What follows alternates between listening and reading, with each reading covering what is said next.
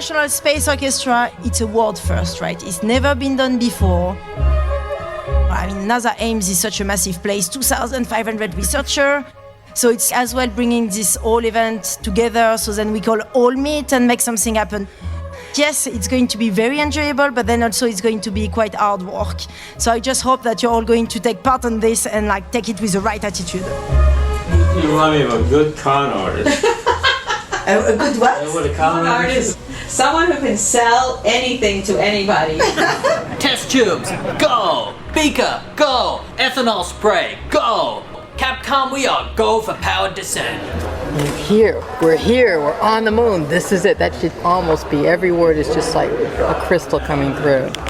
The eagle has landed. I'm kind of a perfectionist, and I'm a pretty high energy person. You know, science is black and white, and music probably isn't, but it still takes a creative mind to do it. When we go wherever we're gonna go, be it Mars or beyond, you have to take the human spirit with you or we won't survive or thrive where we're going. I mean, they're never gonna be the Philharmonic, all right? But that's not the point.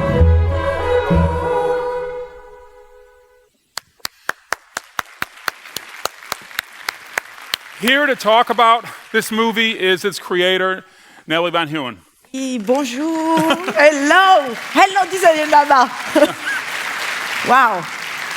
That feels really good to see you all again after 2 years, and to see you, of course, Michael, because, you're... So, these trailers give you a taste of what the movie's Yes. about. What is the movie about? It's about... Did you not get it? I think it's quite clear, no? I mean, an orchestra in NASA, yes, these things happen really often as we know it. It's basically about this sort of like very intense human adventure that I've been part of over this summer.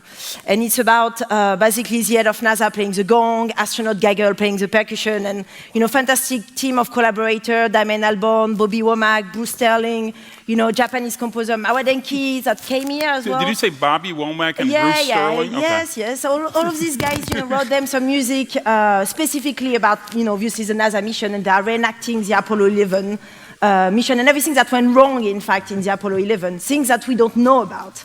And so the film is about that. It's about, who they are, who are these people behind all the NASA mission, who is this astronaut trainer. So the last time I saw you, it seemed like you were a recent graduate who had this cool, sort of nutty idea. But the film seems to show you like at space facilities having conversations with astronauts. Is that true? Yes. And why did they let you in? Well, because I'm the director of the International Space Orchestra, you see. So that's what happened. No, I mean, really, this is a bit crazy, right? But the idea of this whole project came about while I was visiting Chernobyl. So, Chernobyl, the big nuclear reactor explosion and so on. So I came there and I started to be fascinated about, the whole story of Chernobyl, in fact. Everything went wrong because one man pressed a wrong button inside the control room. And so I started to think, well, it sort of like look like if in control room when things go wrong, you sort of like encompass all the human drama, it's sort of like, and one way of talking about it is the operatic form, because opera really encompass intense human emotion. So I started to think, well, okay, there is something there, and I need to know more about control room, and I need to actually really know the people behind each of these control rooms, who they are, and so on. So NASA came about, and as you know, I'm fascinated by space, and 2 years ago I was dressed up as an astronaut, and now, believe it or not, hopefully I'm going to become an astronaut in the next 5 years. Give me 5 years and I will get there. It obviously took a long time, as you can imagine, and a lot of effort. But we all know that, so it's no point telling you all of this painful side of things. I hate to press on this, but yes. Like you called up NASA and said, hi. Not exactly, no. Hi, I'm from the... I know you have a logo. Yeah, this is the official pass of the International official Space pass for the International Space Orchestra. Eventually, one of you will win one tonight if you come at 8:30. It's a limited series, so So it's got a patch and everything. So seriously, how did you infiltrate? Yeah, I mean, it's this project is a big monster, as I would say, like in the sense that you can imagine the organizations that come with it, but at the end of the day, it was just like basically my producer and me, and that was about it. So he has been really, he has been something difficult to pull off. But I think, that's what we all talk about in Design Indaba. I think passion and, ambition and, the fact that you really trust in something can make a lot happen. So yeah, and you're also doing something else that appears from the film, and I'm guessing from your ambitions. It's not just your own passion, but it's infectious, is it not? Because you can sort of see that the shot that got a little bit of a laugh actually was people sitting at this kind of, and it's always surprising when you see what actually the space program looks like on the ground. It's just like the worst kind of like little conference rooms and tables and coffee machines and paper cups and people. It's just like just a bad example of office life. Yet, what they're doing is the most extraordinary thing that human beings have yet done. Exactly, but I don't think they realize it, So they were really happy that, I would come and I was just amazed by everything they would be doing. Believe it or not, they don't know. Like, they don't have often, the communication with the public, apart from when they do the press event and things like that.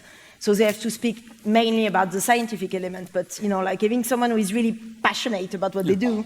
And, I guess that's what got them involved as well. And of course, they are all passionate by music. I mean, of course, and I have to say, I was bloody lucky because while I was in San Francisco, because they are based in California, I met this incredible musical director called Evan Price, who is for a massive part in the fact that, because when you go and see the film, you will hear that actually they sound really good, which is amazing because, they are not professional musicians.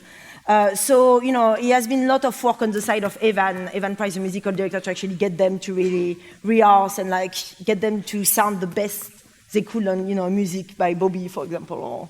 And what, do most of them play instruments? Yeah, most of them did initially. Yeah. But, the one who didn't will play the triangle. So, for example, Jack Boyd, that you saw in the trailer, the man who is telling me, oh yeah, you're like a corn artist. He's 87 years old, and he's the oldest NASA employee. Oh. And to kind of like drag everybody into this project, he sort of like say, okay, well, I will play the triangle. Oh. And because Jack Boyd was playing the triangle, then, the deputy director of NASA started to play the gong. And then we started to like...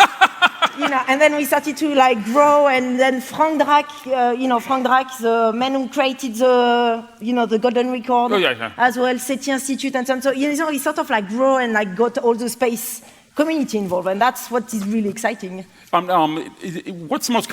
Just ask a couple more questions. I find this so fascinating. What's the most common instrument for space program people to play? That's a really good question. Was it like violin, or they struck me as violin actually, yes, people. Violin. We had a lot of violin. The chief scientist used to be a violinist master. Oh. So yeah. So and were there any gaps that you had to call in professionals to fill? No, never, because really? I've got a work ethic. Like when I go with something, I just have to go all the way through. You have to work with what's there. But that's the thing, is like when you listen to the film, you sort of like realize at the beginning, I'm like, oh my God, how are we going to do this? Because, the level was not, musical level wasn't fantastic initially. And then, really because they put a lot of passion in it. And I guess that's the same way that they will do any space mission. Yeah. They really nailed it down. And it's an opera? Well, I think, it's a sort of a spoken opera. Yeah. They're enacting the Apollo 11 mission from the inside of the control room. And then you've got bits of music, the Bravest Man of the Universe by Bobby and Damon. And then you've got, they sing in Japanese. And then they sing as well a Russian song called Field of Field, which, yeah. And so this. So there is this element as well there. I guess it's it's a bit surreal. The entire thing is a bit. But yeah. So the movie's about the making of the coming together to make this thing, and will it be performed eventually?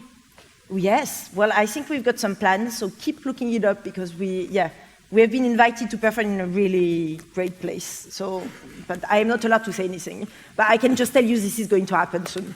So. Now, someone says in the film South Africans can sell anything to anyone. Is that true? Yeah, definitely. Or is it just Nelly that can sell anything to anyone? No, I think South Africa can sell anything, definitely. Yeah. You do. Yes. It's true.